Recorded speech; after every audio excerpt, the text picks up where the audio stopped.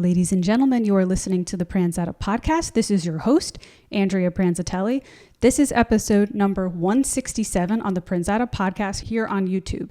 This is the second visit on this podcast of the lovely vocalist and musician from New York City, the lovely Miss Raina Welch. It is her second time here. I'm so excited. I'm also excited to have a female on here. There's so much men that come on here because of the fields that I mainly interview are comedians and musicians, so very male-dominated fields. So it's good to have some women on here.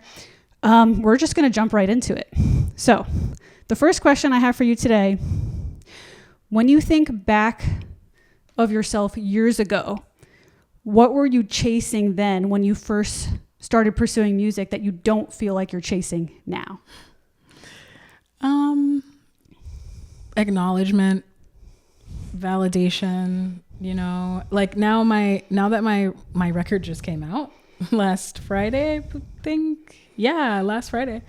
Now I feel like I don't really have anything to prove, and I feel like I feel more settled in whatever it is I have to offer, and also the way that I want to grow. I don't feel like I have to grow to prove something to anyone, or so somebody can recognize my appeal or my talent or any of those things. Do you think that's a common thing for musicians? Is that a lot of musicians start their music career from a place of needing validation? And if so, do you think that's okay? Well, you know what? I don't think we start that way. I think that that's put in us. Especially you went to school for music. Like, we're groomed to be like, was this good enough? And you have that with your professors. You have that with your peers. You have that with audience members. And I think we're kind of groomed into this competition. I think when you first start, I started as a kid, like singing. Was I trying to impress anyone? No, I just really liked singing, right? I wonder, this is a great topic actually, because I wonder stuff like this all the time. And now that you talk about childhood, when I think back to childhood, when I started caring about what other people think, it's when I got bullied for the first time. Yeah. Like when I was an innocent kid and I was just doing my thing and being a little weirdo, like what kids do, but I was enjoying life. Like, I always say like who you were as a kid is kind of who you need to find again as an adult. Yeah. And like think back to when I was a kid, I loved piano. I loved music. I didn't need to perform. I just liked it for the joy of liking it and playing it. And I loved cats. And I'm like, that's literally who I am today. But once I started getting like bullied for the first time as a kid, it suddenly made me hyper self-aware. And I'm like, is that natural? Like if we do that as kids, is it just... like, why are kids, you know what I mean? Like, why are kids bullying each other? Is it learned behavior from their parents? Yeah, absolutely. I do think it's completely learned, these like expectations that you have for other people. And then like you start bullying yourself, right? Yeah. And you kind of start learning how to bully yourself before anyone else can. Yeah. And that's what creates that competition that I was talking about before. So I don't think that it's natural or normal. I think that it's learned, and it's something that kids or people absorb after being exposed to it by the people in their life.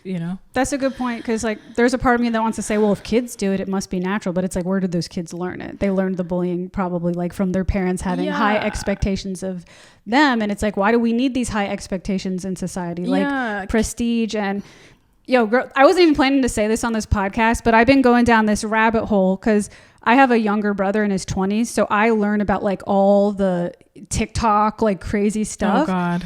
Right now, there is a trend. Maybe you've heard about this or not, but there's a trend going on with males, young males in their 20s, called looks maxing. Have you ever heard about this? So it's like, I don't know anything. It's a whole, but it's like ties into what we're talking about, because it's about like it's getting worse and worse, like what the young kids are doing in order to compete with the other young kids. But there's this thing called looks maxing right now, and it's where the young guys are they're doing what's called bone smashing. They're literally beating their cheeks with a hammer every single day. Why? Because hold that thought. Sorry, guys, we had one light go out. So if you see a slight lighting change in the studio, we had to fix that. But back to what I was saying. So Oh, bone breaking. Bone smashing. Bone smashing. These young men, they're smashing their cheeks with hammers because what happens is the bones get more resilient and become bigger. So men who want these like, you know, like actor, like hot Chad jawlines are doing that.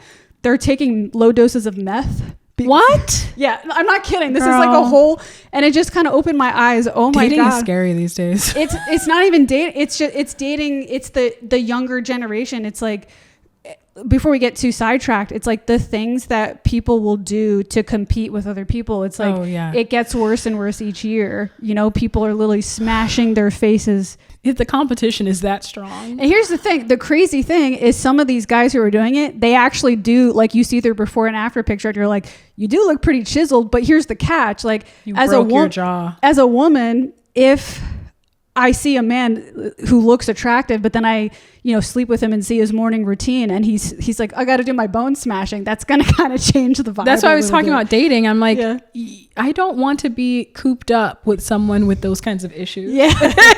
You know, and if it's that generation that, I mean, we're in our, you know, 30s. Yeah. So, you know, 10 years behind us, if that's what they're doing, like I can't imagine those poor girls. I thought we had it bad. Yeah. You know, we're pre-TikTok. So yeah. No, yeah, TikTok is a crazy place, but yeah. Back to the competition thing. Yeah, so that's how it's getting bad, but competition in music, you know, it's introduced. Yeah. It's introduced that competitive edge and all that kind of stuff. You know, 5 years ago, I didn't. Well, I guess I was developing it because it was introduced to me, especially like you mentioned, being in a male-dominated space, especially in jazz, right? And now that, you know, 5 years later, I have my recording debut out. I'm like, I don't want to be a part of that. It's very toxic, and it doesn't. I mean, you can't take it to the grave with you. You know what I mean? It makes you sick. Like, what are you winning by being involved in that kind of mentality? Yeah. So yeah, how have I changed in 5 years? I let that go. Yeah. Okay. So next question. Oh, okay. So as musicians, we have to put ourselves on social media. I have a podcast. I have to promote myself on social media. How do you still stay grounded in your own personality and your own essence while your visibility increases? Yeah, that's a good question. I'm actually navigating that now. So I don't think I have the mature answer for that. Yeah. But what I'm going through now is kind of trying to balance that that responsibility to humanize myself, and also the responsibility of like having a very brand new, fresh platform. Yeah, a lot of the time I just have to step away. Like, to be honest with you, my Instagram is deactivated right now. Really? Why? Because when my album dropped, it was just too much, you know, just too much. I took 3 years to put this project together. And then when it dropped, I was just itching for relief to just be myself and not be responsible for the project, responsible for images, responsible for announcements, you know, because especially we're not pop musicians, right? So we don't have the platform where we're in the side of the industry where everyone's taking care of it for you. We're doing it ourselves. You do your podcast yourself. You do your music yourself. All the branding and stuff. You know, it's heavy responsibility. So, I guess the answer to that is that I'm still figuring it out. There it goes. The light just turned back on. So I have a ghost light in here. It just kind of turns on and off at its own accord. But okay, so there we go. But anyways, but I was saying, the light was like, I commend what you say. Yeah, like thank you. It was like giving you heads up. Like I was saying, you know, how do you, with the social media and everything like that, that's a completely different battle, and it takes a lot of psychological strength to compartmentalize, you know, separate those two, and also not let, I feel kind of weird saying this word, but stardom, you know, get to your head, because it's actually a job to keep up. It's not your personality, and it shouldn't be.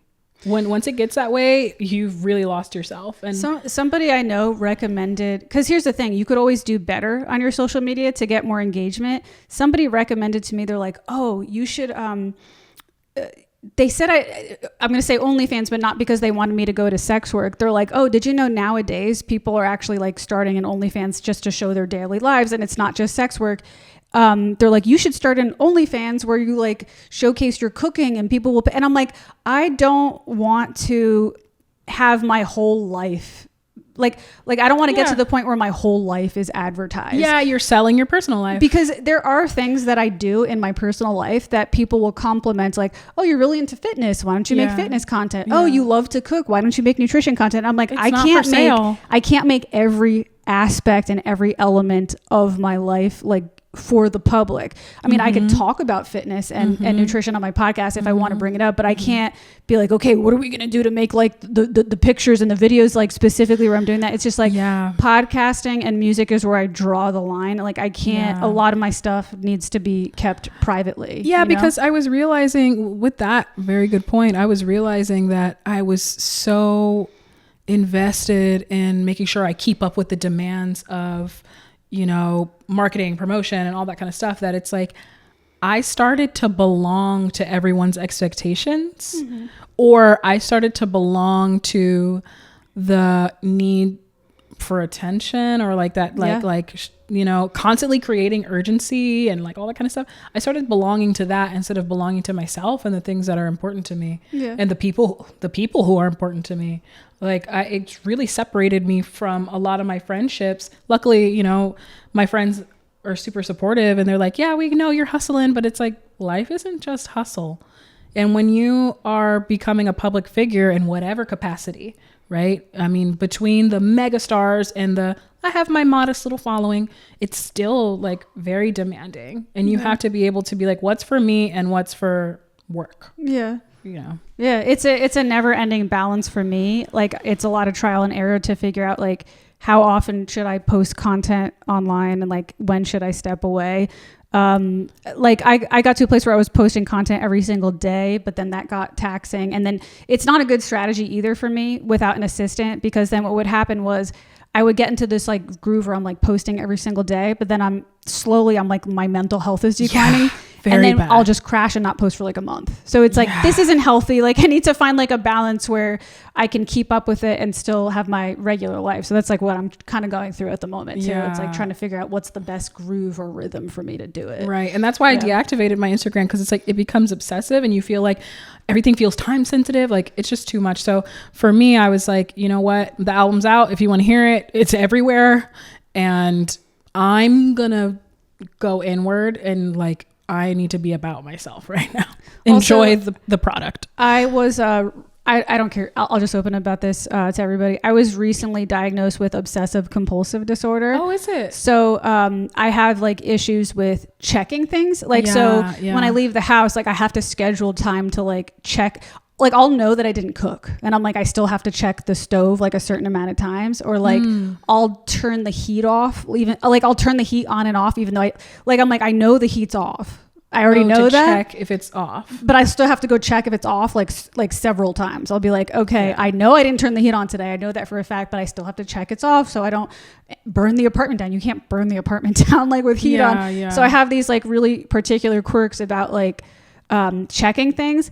And it comes out very badly with social media checking, because I'll check the stats. They do it on purpose. Yeah. They do it on purpose. So I'm like, I already have an OCD brain. Like I've had this since I was, a kid. So now you add on this element of like, it's trying to get you to check even more. So for me, like I'll post something and I'll go check. I didn't delete social media, but I put app blockers on my phone. Oh, good. I've talked about this on my podcast several times, but there's an app called Opal that I highly recommend if you want to like try to find a way to still keep your social media without being constantly plugged in. It allows me to go on my social media for 30 minutes a day, and then it blocks me off after that. Now the caveat is you could literally just delete the app. So you have to have self-control, which I've developed the self-control to do that. But if you don't think you have self-control and you're going to be like, fuck it, I'm going to delete the app anyways, then it might not work for you. But thankfully it's worked for me. Like just getting it out of sight was enough for me to like not just because I also have Instagram not on my phone. Like I have, like it's in my phone, but I have to like type it up in the apps. Like I have to go it's hidden. Yeah, like it's hidden. So as long as I don't see the app and it doesn't trigger like an impulse to check it, I'm good. So there are ways around it. But yeah, for like an OCD person, like constantly checking how many likes did I get? And then what does it mean? Like if I got, I mean, even for a non-OCD brain, it's set up for you to think that way. So if you're, you know, neurologically wired that way, I'm sure the intensity is just that much more painful. Yeah.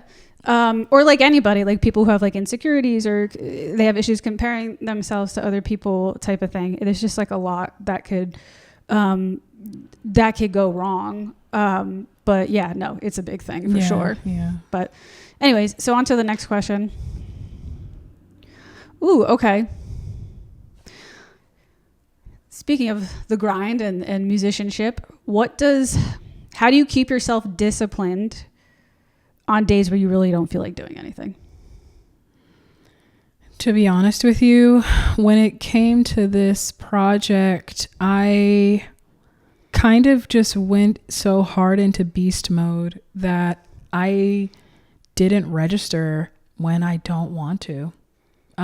Which like I completely detached from myself, sense of self, that I just ignored myself for so long. So for like a healthy brain, they probably would have an answer. But for like what you were mentioning, you know, with OCD, I haven't been diagnosed with OCD, but whatever other things that make me who I am, you know,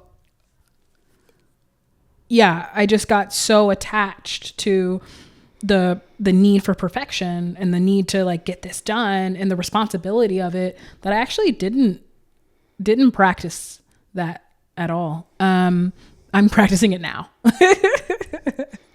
Did you find, because like what we were saying before about how I got so into posting daily and then I crashed, did you feel like a sense of crash after your project was released? Like, did you feel a sense of like all the steam? Yeah. So I just like, to be honest with you, I didn't even really celebrate the release.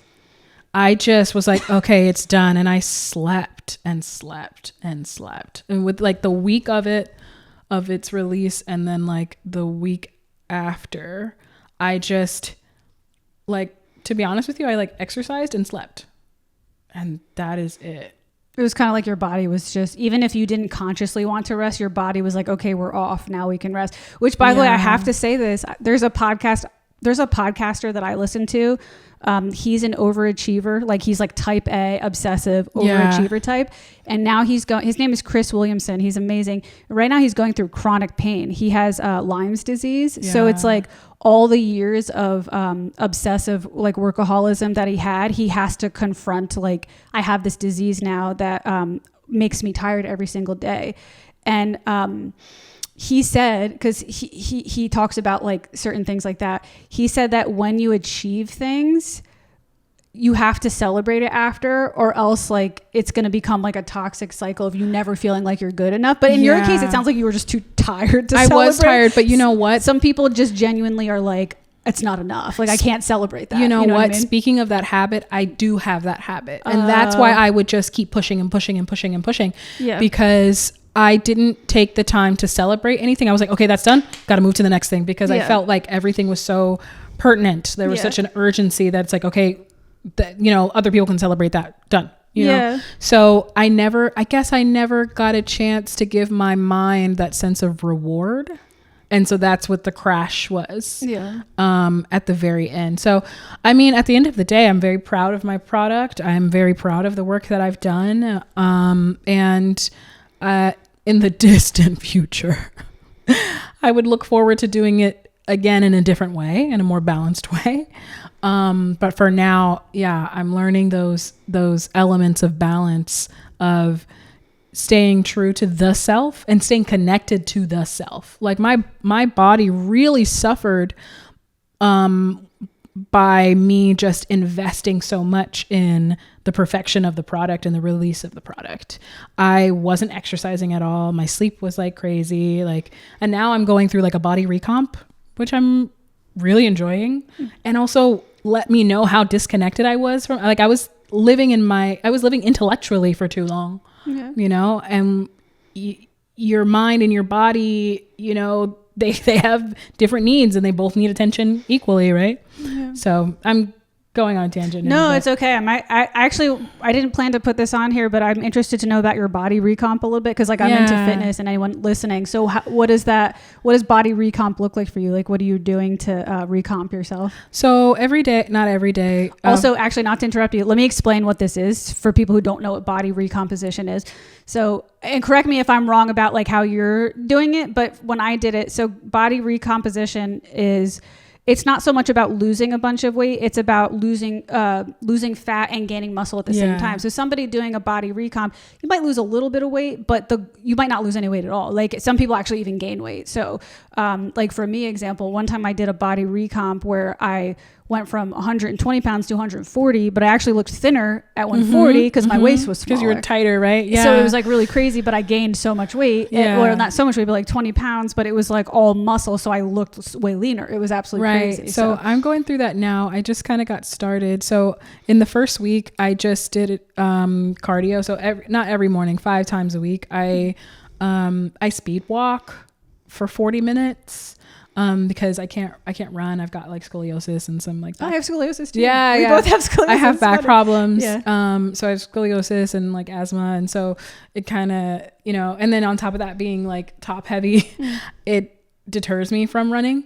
So that's why I do the speed walking, and so I do that for 40. I did that for 40 minutes every day, and then when my body was like, okay, girl, you got this, I put the speed up a little bit. And then I started introducing the different exercises and stuff because I lost being sedentary. So between having to get ready to perform and then doing all of the background work of like press releases and graphic designing, and it probably made your back worse because like you're not like loosening up your spine and stuff, and especially like the high cortisol from like being tense from everything. You probably were like your scoliosis back problems were actually even worse. Probably. And also like not eating, you know, in a regularly timed manner, and also like not balanced meals. And then like I would wake up and just work for like 12 hours straight and go to sleep. Like that's it for like days, and then go perform, you know. And it's when you don't have a team, you got to do it yourself, right? So that's really a sedentary life.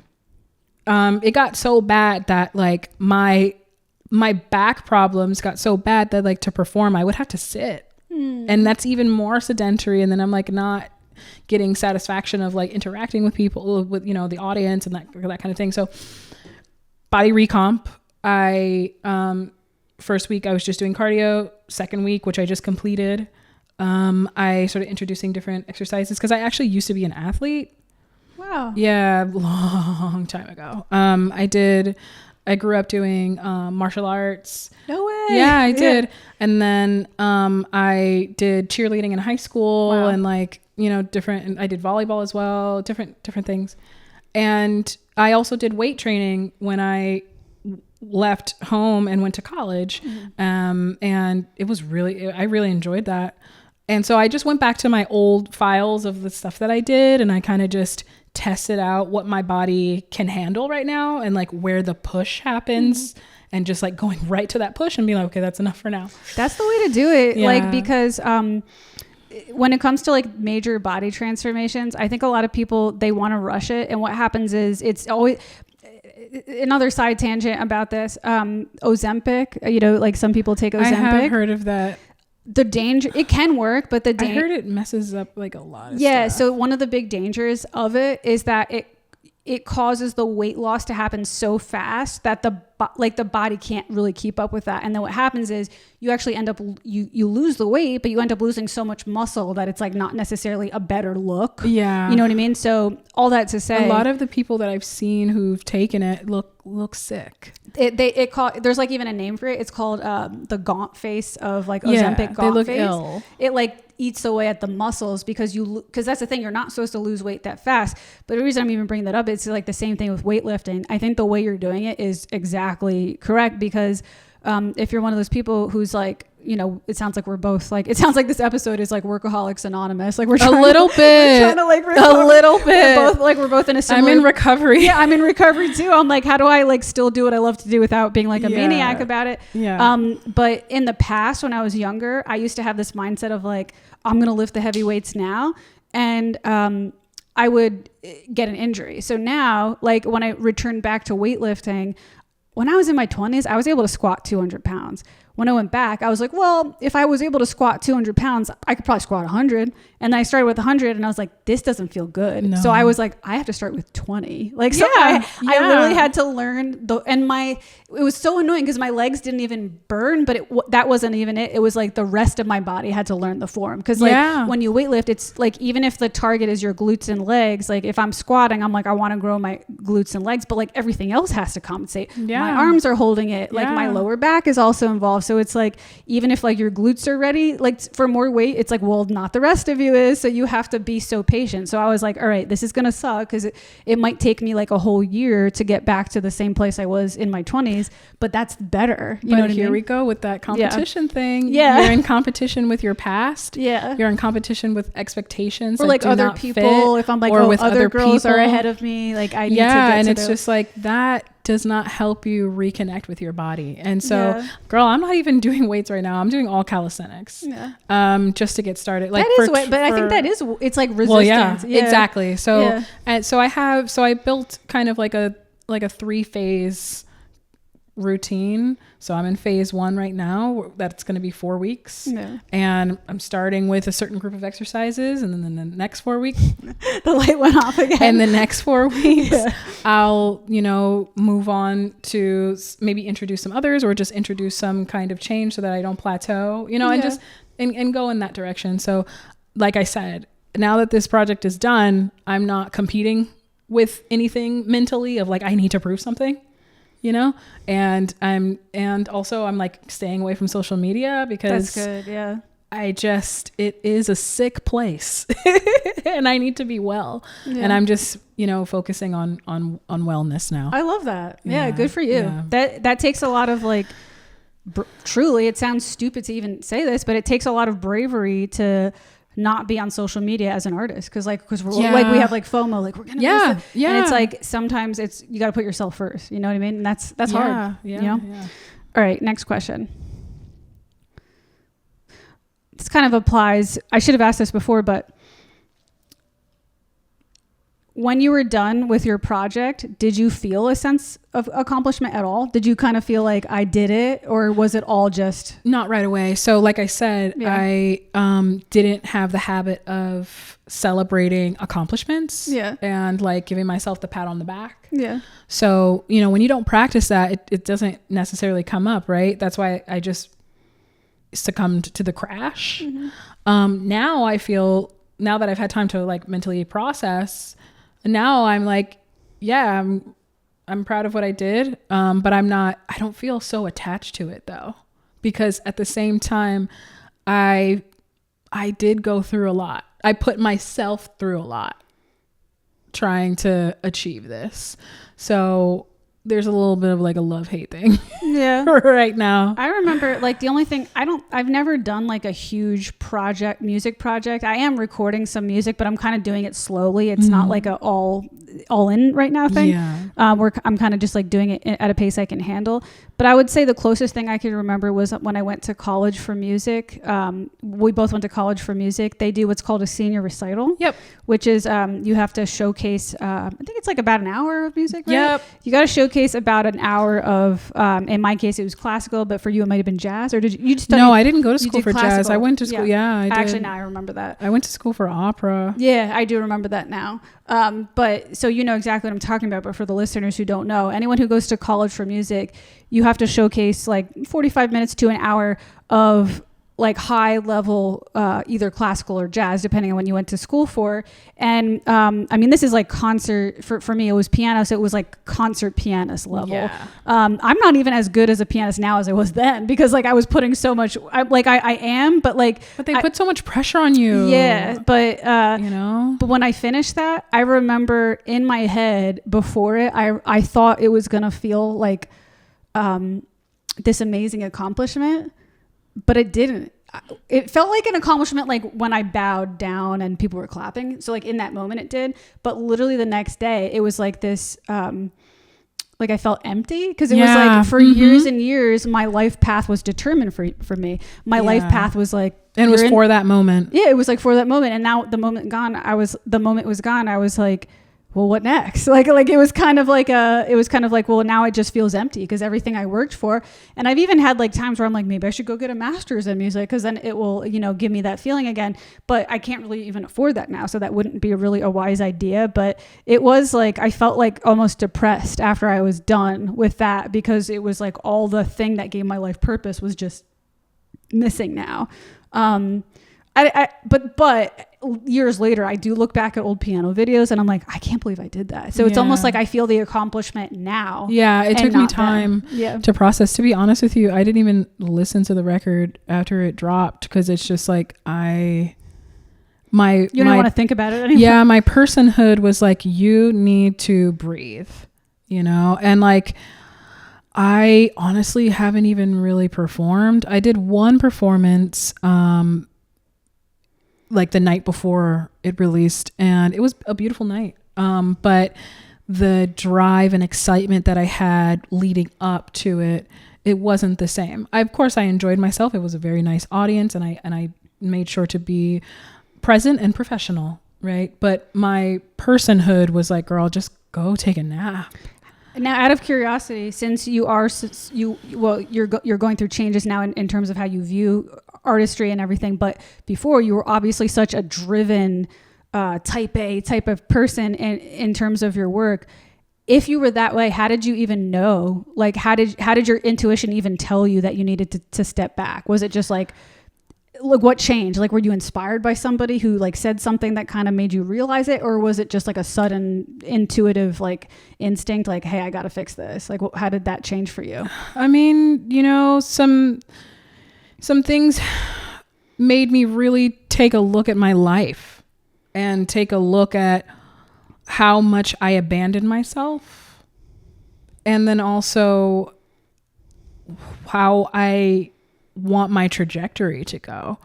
And I decided like I will never abandon myself again, because it's like, sure, I did this thing that I'm very proud of, but at what cost? And is this sustainable?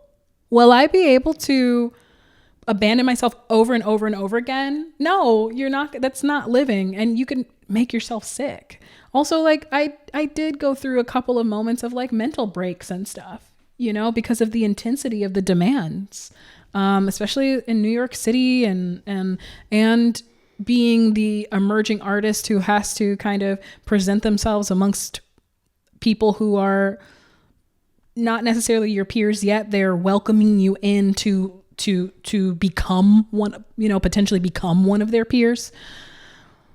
That pressure, I don't necessarily know that it's worth living for if you don't know how to balance. And also being a first generation musician too. I didn't have any guidance about this kind of a lifestyle,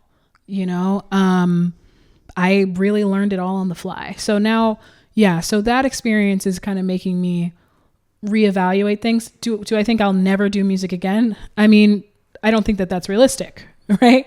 If I've given this much time into it. Yeah. But will I put it before myself and put it before the things that I want and how I envision my life? No. That's inspiring, honestly. I think that's a good thing. Yeah. Yeah. There's this, I don't want to say it like this, but sometimes they tell you to like quit while you're ahead. You know what I mean? And I don't consider myself quitting. I definitely consider myself making better choices though. Yeah. Yeah. Okay. All right. So next question. All right. So moving along from that topic to actually getting into some questions about your music, if you even want to talk about it. Do you want to talk about the release, the music release at all, or is it not even on your mind right now? I mean, I've been kind of stepping away from it. There are some, major dates that are coming up that are going to be cool. But Yeah, I just been kind of taking a break. Yeah.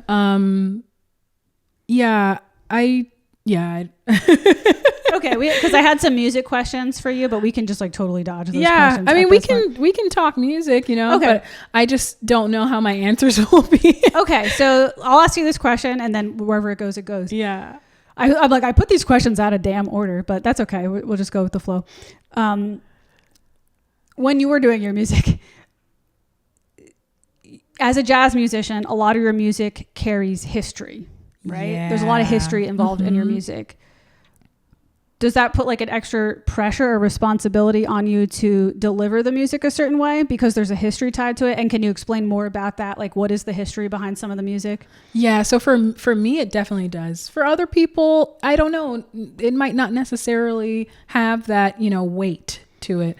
But for me, it definitely does. So especially because I still approach everything with a classical mind. Right. And you know how they are about honoring the composer and honoring the era and like, so I still approach it in that way.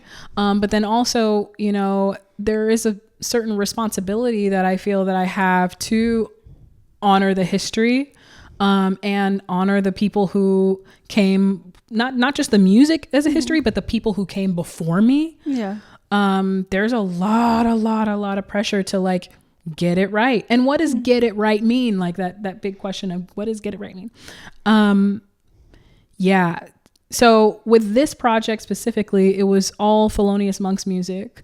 It was 18 Thelonious Monk tunes that I chose, arranged, ordered, and like made into like kind of a story, like a narrative, a dramatic arc for people to be able to connect to, rather than just like a bunch of really difficult tunes by a really renowned composer who is known for doing difficult work. Mm-hmm. I also tried to make sure that there was some way that people who are outside of jazz could connect to it. And with that, I was also tasked with making sure that I could respect Thelonious Monk as much as possible, because he's revered, and the work that he did was incredibly intentional. So and especially as a newcomer, like, who's this young girl who's coming out of opera, like, who does she think she is? Like, there's that too. Right. So yeah, the historical aspect definitely added a lot of pressure. What were some things you would do to like honor his truth? Like as a trying to convey his music, what are some things you do? You listen to a lot of his musical styles and you try to express it in a way that you think he would agree with, or do you experiment and try different things? How does that work? Yeah, so I did do a lot of listening of his work, and not only the tunes that I was choosing, but also his body of work, as much as possible. I also read his biography, which was extensive. Wow. And that's dedication. Yeah. That was literally my life for 3 years. And then on top of that, I studied. I got a private teacher because I went from classical going into heavy, like real true jazz. Right. And so there's another layer of challenge of being an outsider as far as the genre is concerned and honoring the music, and trying to deliver in an authentic way. So I made sure to study with a very, very, very renowned and respected teacher. And I also made sure that my delivery, because I wasn't trained in jazz, I tried to stick as close to the original compositions as possible. Mm-hmm. I didn't actually spend a lot of time getting too creative as far as my musical expression is concerned, because I still wanted time to develop that, to be honest. Mm-hmm. But also because I'm like, you know what, I'd rather prioritize honoring his work as it is than trying to prove who I am as a musician. I'm already here. I'm proving enough. I don't need to do more than that. Before, you were talking about learning the history of the composer and how much that helped you see the vision. I wanted to actually bring that up. I think it's so cool to learn as an artist or anybody, whatever, to learn about the history of the art you're listening to. So if I can draw a comparison, I really like to read And I've been getting more into philosophy lately. And there's a philosopher that everyone's like, you got to read his books. He wrote novels, and he didn't write philosophical like ideas in a nonfiction way. He would write them more in fiction and storytelling. And everyone's like, you got to read Dostoevsky is his name. I hope I'm pronouncing it right, because I'm really bad at pronouncing their names. But Dostoevsky, apparently he's like one of the greatest. But in the beginning of the book, it's called Crime and Punishment, which sounds like some like corny, like real crime thing. But supposedly it's like one of the like most brilliant works in philosophy. And a lot of people recommended it. But I was reading the biography in the beginning of the book of the author, and learning about what he went through, like all the stuff that he went through, I think kind of humanizes like what it is to be an artist, like kind of tying it back to the beginning of our conversation. Because we might look at that and look up to these people and be like, they're just these perfect, like, how did they do it? Bro, this guy, he was a gambling addict. Like, he was in severe amounts of debt. Probably like how it relate to the modern day. He was probably like in $600,000 debt, like from gambling addiction, and his wife died and all kinds of stuff. So he was really going through it. And I believe it was like the 1800s. He gets signed a deal, but because he's desperate, the guy who signed him a deal, he's like, listen, I'm going to make your works popular, but I need you to write this book by this date. And if you don't, I'm going to own the rights to all your books. Oh, God. And the guy was taking advantage of him because he knows he's this messed up gambling addiction. He knows he doesn't have the responsibility to do it. So he's like, he got signed this crooked deal, but he was so desperate to like fix his situation. And like, he ended up being one of the greatest like philosophical writers of all time. And it's like, the reason I'm bringing that up is because like, I think it's such a good idea to learn about the history of the people you look up to, because if you think of them as like gods, like there's just these perfect people, it's like, no, they were just as human as us. Like they're incredibly talented, but like all the same things we're going through, like mental health issues, like addiction issues, like we're trying our best and crashing. It's like all of the people like we look up to went through so much suffering. Is there anything to say about Thelonious Monk, that like, did he go through some like really hard times in his career? Oh yeah. I mean, especially the times that he came up in, like he was dealing with, racism.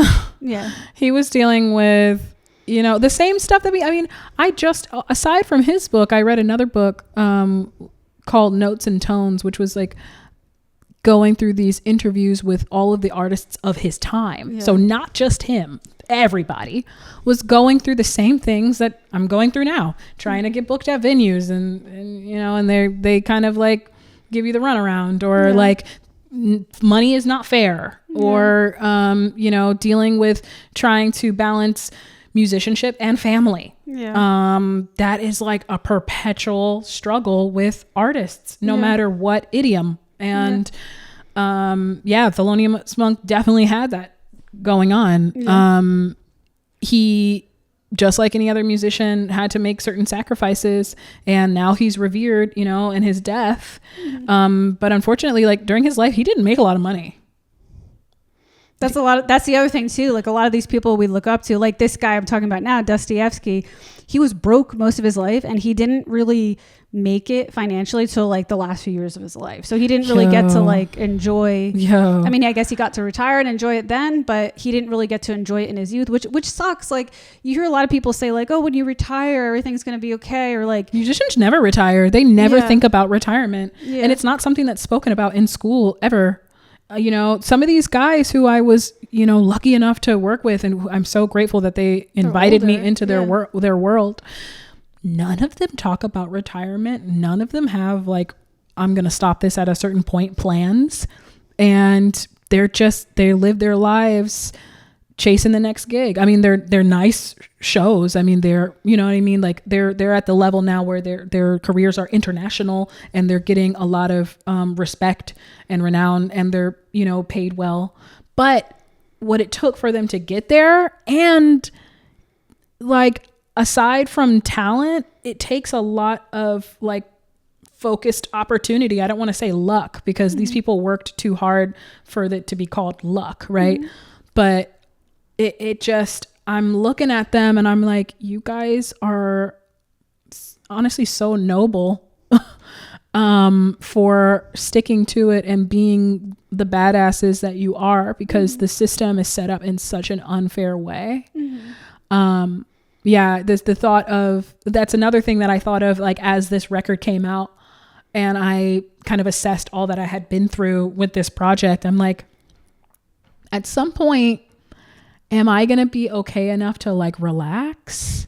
These people never can relax.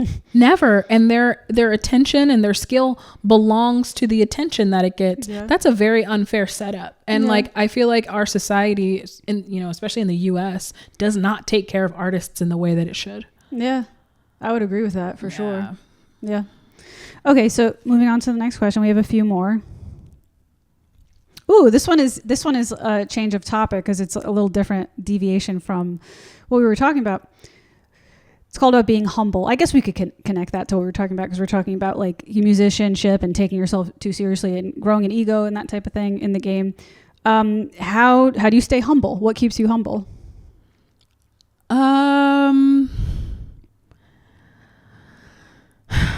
Just the fact that I know that the system is not fair, and that achieving what I have achieved,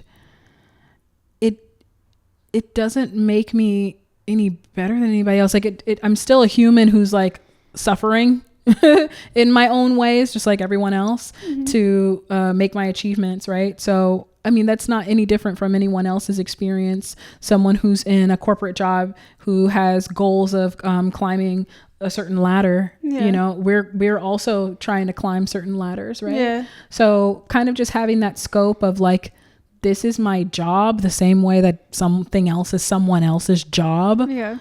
Definitely keeps you humble. This is not my personhood. Yeah. If I could speak from like, I'm trying, because as you're saying that, I'm like, what keeps me humble? I think the things that keeps me humble in life is like, I'm thinking about when I was younger. I think when I was younger, I definitely went through some arrogance phases of my life. I mean, like we all learn things. I would say in my like mid 20s, just to like clarify what I had went through. When I was in high school, I definitely wasn't like the popular girl by any means. I was like very awkward, pimply face, like chubby. I just didn't have that many like guys interested in me. Then when I turned into, 22, 23, around that age, I got really into fitness. All of a sudden, I was getting like attention from guys that I wasn't used to getting. And it blew up my ego at that time. And I remember I didn't really treat my boyfriends that well at that time because I thought I was some hot shit. I'm like, bitch, like you get had like in line. A power flex. Yeah, thing. I had a power flex where I was like, if you don't do XYZ for me, get in line. I'm cool now. Like I'm hot now. Fuck you. And it wasn't. And you're 22. You don't have to do much to be like it. You know what I mean? So when I was like maybe 26, maybe 25, 26. A guy dumped me for the first time, like, because I was dumping everybody else. A guy dumped me for the first time, and it like really, so what humbled me in life was like getting my ass beat down, like, hey, you're just human like everybody else, and it was like, it caused me to reflect on my like how I was treating people. I was like, you know what? I was like, just because I'm like young and hot, that doesn't mean I can just treat everybody this certain way. Like I have to actually treat people differently. You know what I mean? Yeah. So that definitely. But then like talking about like my brain type, like I'm neurodivergent, I have OCD. One problem I have is when I learn a lesson, I go too hard the other way. So then I would date guys that I would ignore red flags because I'm like, it's me. I'm a bitch. Like I can't, if he has an issue, it's because I'm the problem. And I would like ignore things that were clear problems. You're like taking on too much responsibility that doesn't belong to you. Yeah. I'm like, oh, any issue I have as a woman is my problem because I'm a bitch. Like, so I better correct myself. And then I would not step up when I need to step up. So now I'm like finding this balance, like as a more mature woman, of like how to have proactive, confrontations when it's necessary. And even before we even started this podcast, like not to get into too many personal details, but like I'm having a conflict with somebody in my life that I'm like, I'm like really reflecting on it. I'm like, is this something to bring up? Is this something to ignore? Where's the line here? Like finding that like balance of like when to confront people and when to just like not is really difficult for me. It's like a project in motion all the time. But like again, even with a neurotypical mind, that is tough, right? To navigate. But then that extra component of like impulse that's introduced by a neurodivergence, I'm sure makes it all the more complicated internally. Because I mean, what you were telling me before wasn't even a conflict. It was literally just something that was noticed and you're not sure how to prevent it from becoming a conflict. Yeah.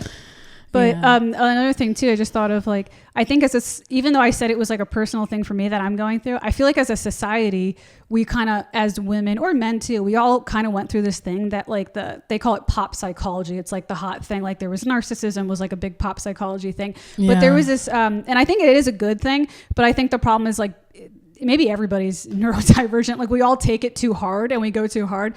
There was this thing in pop psychology where everybody was like set boundaries, and then it became like a setting boundaries obsession. Trend. Like it's good to set boundaries, but it became an obsession where it's like now nobody knows how to even define what boundaries is. Like, you know, the internet is a sick place. I mean, even when you're trying to heal, even healing Instagram, I'm not on TikTok. Even healing Instagram is like very toxic, and like psychologists, like properly trained psychologists, are so sick of it. What are some examples of like some of the stuff on Instagram that bothers you, like the healing stuff? To be honest, like,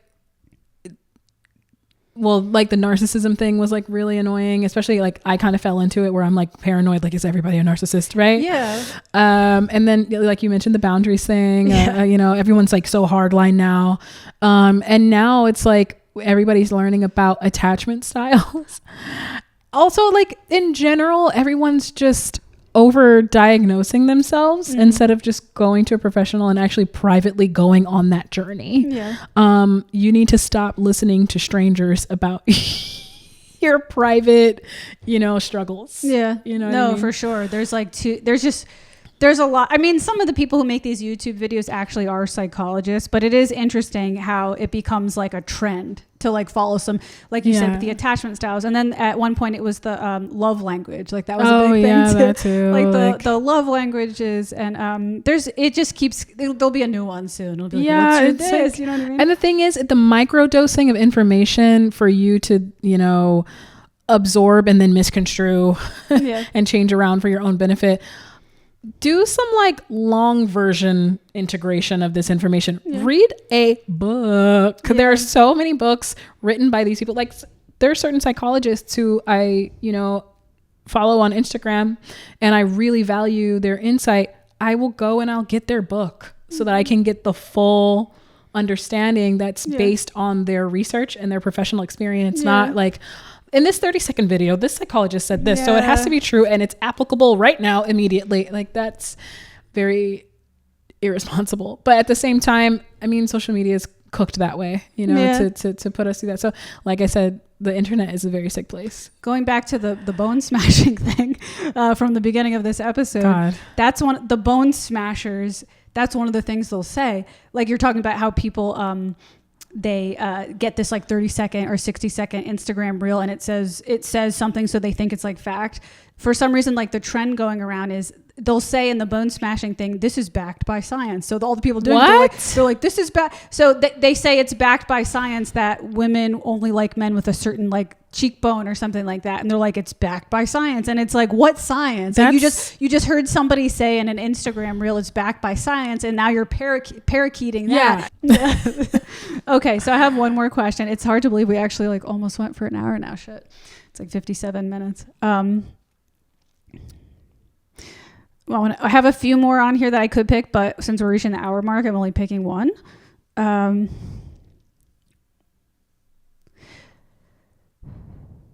Okay, I'm going to end with this one. And a lot of this ties in thematically with the stuff we've been talking about, but I think this is a good way to end it. This light has been coming on and off this whole episode. I need to just get I don't know if it's the light bulb or the lamp itself, but we'll see. We were talking about staying human and trying to like remove yourself from this like work addiction or like hustle addiction type of lifestyle. What are some things that you're actively doing today to keep you grounded in yourself? Because we talked about staying grounded in yourself, but what do we do? You know? Yeah, I made a routine for myself, and I started like celebrating like small wins to again introduce practicing, you know, recognizing my accomplishments. So like I wake up in the morning, I do my workout. I am currently like applying to jobs and stuff like that. And like before I go to bed, I congratulate myself for what I did that day, which is I'm gonna clap because that's awesome. Thank you. Like I worked out today. And I, was cognizant of what I ate, not necessarily in a restricting way, but also thinking about like, oh yeah, you need to eat. When you don't eat, you're also putting your body through stress, right? Yeah. So I congratulate myself for the way that I prevented stress. Yeah. That I like that a lot. Like taking daily inventory of like, because we're constantly thinking about the future. Like we got to do this, and it's like take a step back to like reflect on your actual day. Like it's like we're only living in this day. We don't know what tomorrow brings necessarily. So it is important. Like I like that, celebrate the small wins, and to take advice from you and that podcaster I mentioned, that he's like a recovering workaholic, I guess you could say, and he, like I said, he's going through that illness and he can't work as hard, and it's kind of like weird how fate works that way. It's like, if you're just going to do this the rest of your life, we're just going to give you this illness. But he did talk about like celebrating the small wins, and I'm trying to think about how I can apply that to my life. Like a big thing for me is like, how do I make money on the podcast and get like 100,000 subscribers? And it's like, why don't I actually congratulate myself when I hit like 3,000 subscribers? Like, you know what I mean? Like that's a big achievement. Because you are doing enough. Yeah. You're doing well. I mean, I've checked out your podcast.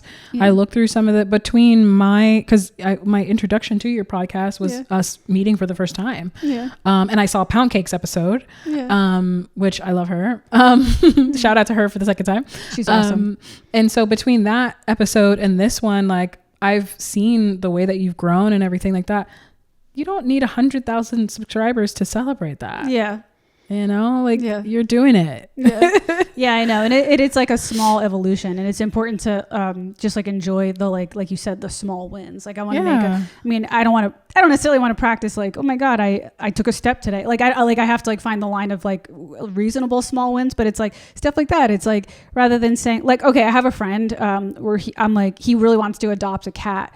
And he's like, I can't adopt one until I've gotten my 100,000 subscribers on YouTube. I'm like, what the hell, man? Like he's got like 4,000 now, which I think is actually like pretty enjoyable. But it's like you can't like bump that down to 10,000. Like I mean, like you have to wait till you have 100,000 just to adopt a cat, just to live. You know what I mean? He feels like he hasn't earned it. He's like owning a cat is a responsibility. I'll have to change his litter. It's going to cost money. I need to be at a certain level of like success to know I can handle that. And I'm like, but when you're a workaholic, and you're like addicted to success.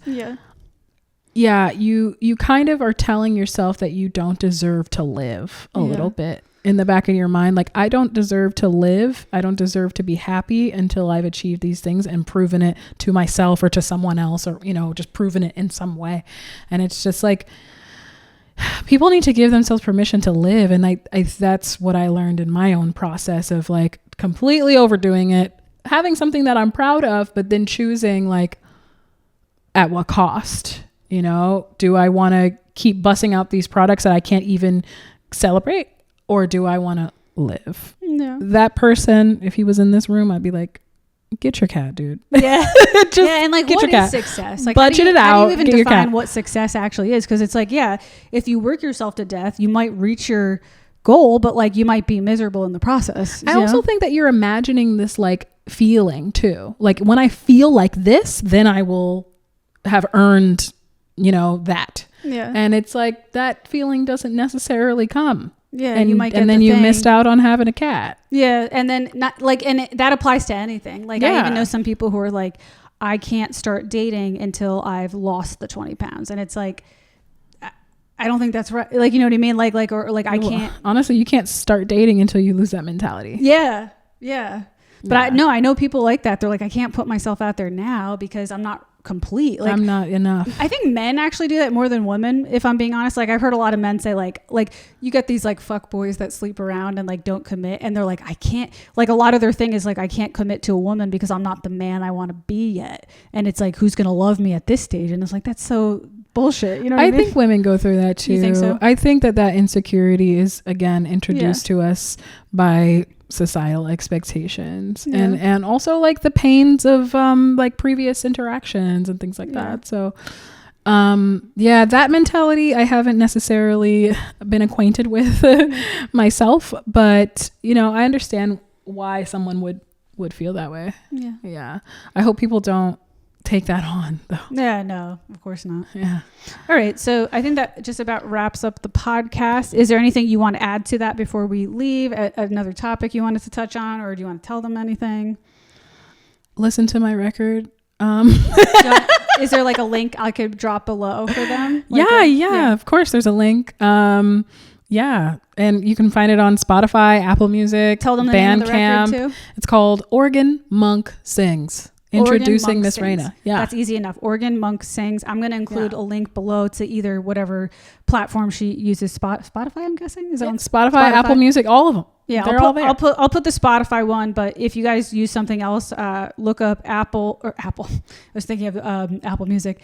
Look up Organ Monk Sings with Raina Welch. Your name's on there too. Yeah. And you'll be able to find her there. And thank you so much, guys, for tuning in and listening. Drop any comments below of anything we talked about if you can relate to anything. And that's it. Have a good day, guys. Bye.